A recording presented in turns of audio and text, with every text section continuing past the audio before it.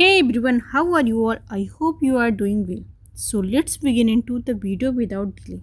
So first sentence is here. अगर मुझे कोई जॉब अपॉर्चुनिटी दिखती है तो मैं तुम्हें बता दूंगी. Okay, I will let you know if I come across any job opportunity. साथ ही साथ तुम ऑनलाइन भी नौकरी ढूंढती रहो. उसकी फ्रेंड बोलती है simultaneously continue looking for job online. Okay, कि साथ ही साथ, जब हम साथ ही साथ वर्ड के यूज़ करते हैं तो उसके लिए यूज करते हैं हम साइमल्टेनियसली का. तो वो बोल रही है कि simultaneously continue looking for a job. मैं तो ठीक है, मैं देखूंगी ऑफलाइन, बट तुम भी ऑफलाइन देखती रहो. ठीक है. और इसको दूसरी तरीके से भी कह सकते हैं along side.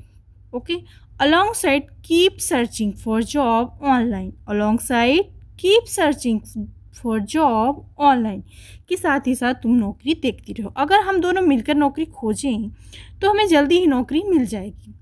If both of us team up to search for a job we will find one quickly.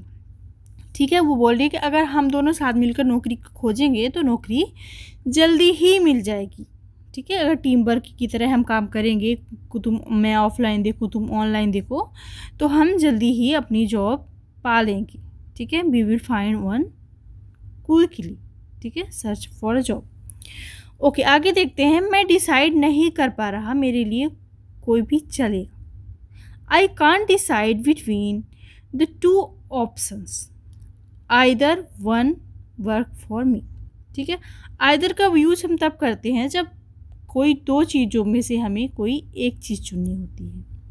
ठीक है, तो बोल रहा है कि मैं कोई चीज़ डिसाइड नहीं कर पा रहा हूँ, मेरे लिए कोई भी एक चीज़ चलेगी. I can't decide between is either for me. मैं तैयार हूँ, चाहे तुम मूवी देखने चलो या डिनर के लिए रेस्टोरेंट चलो. ठीक है, बोल रहा है कि मैं तैयार हूँ, चाहे तुम मूवी देखने चलो या चाहे डिनर के लिए रेस्टोरेंट चलो. I am all set whether it's for watching a movie or going to a restaurant for a dinner. ठीक है, तो वो बोल रहा है कि मैं दोनों चीज़ों के लिए रेडी हूँ, मेरे लिए दोनों ऑप्शन सही है.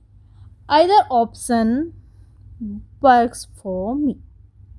ठीक है, either option work for me, मेरे लिए दोनों ऑप्शन सही है. Both option are fine by me. पता नहीं क्यों वह मेरी कॉल का जवाब नहीं दे रहा है. I wonder why he isn't answering my call. I wonder why he isn't answering my call, कि पता नहीं कि वो मेरे आंसर का, मेरे कॉल का क्यों जवाब नहीं दे रहा. मुझे ऐसा कुछ पता नहीं है. ठीक है, तो ऐसे इस तरीके से इंग्लिश में हम बोल सकते हैं जब हमें ऐसे वर्ड का यूज करना होगी. पता नहीं वो मेरी कॉल का जवाब क्यों नहीं दे रहा है, पता नहीं वो मेरे से बात क्यों नहीं कर रहा है. So we can use this type of sentence. I wondering why he isn't answering my call. ऐसा होता है कई बार. ठीक है, इसको दूसरे तरीके से भी हम कर सकते हैं. I wonder why isn't doing that, कि पता नहीं वह मेरी कॉल का जवाब क्यों नहीं दे रहा है, या फिर पता नहीं वो ऐसा क्यों कर रहा है. ठीक है, I wonder why he is doing that. अगर वो तुमसे नाराज़ हो तो तुम्हें उसे मनाना चाहिए.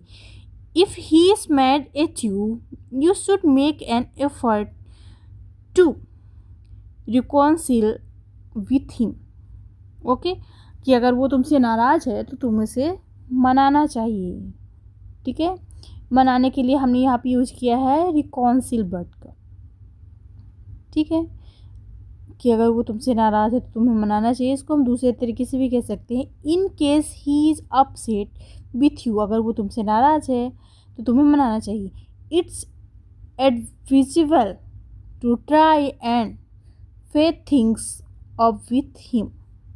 ओके, थोड़ा सा डिफ़िकल्ट लग रहा है ये देखने में, बट इतना भी डिफ़िकल्ट नहीं है. ठीक है, हम आसानी से लर्न कर सकते हैं, और एक दो बार प्रैक्टिस करके हम बोल के आसानी से बोल भी सकते हैं. मैं यहाँ सुलह करने और लड़ाई ख़त्म करने आया हूँ. I have come here to make up and put an end to the fight. I have come here to make up and put an end to the fight. मैं यहाँ सुलह करने और क्या ख़त्म करने आया हूँ, लड़ाई ख़त्म करने आया हूँ। इसका जो फ्रेंड है उसकी लड़ाई चल रही है, वो बोल रहा है कि मैं यहाँ पे आया हूँ तो तुमसे इस लड़ाई ख़त्म करना चाहता हूँ और सुलह करना चाहता हूँ। Okay, all right. Now next is, इसको और दूसरी तरीके से कैसे कहेंगे, I have come here to make up and reconcile the conflict. ठीक है, आगे वो बोलती है कि मैं तुमसे माफ़ी मांगना चाहती हूँ, या फिर मुझे तुमसे माफ़ी मांगनी चाहिए। I should apologise to you, I should apologise to you, कि मुझे तुमसे माफ़ी मांगनी चाहिए, मुझे तुमसे माफ़ी मांगनी चाहिए। इसको कह सकते हैं I owe you an apology, I owe you an apology, कि मुझे तुमसे माफ़ी मांगनी चाहिए। ओके,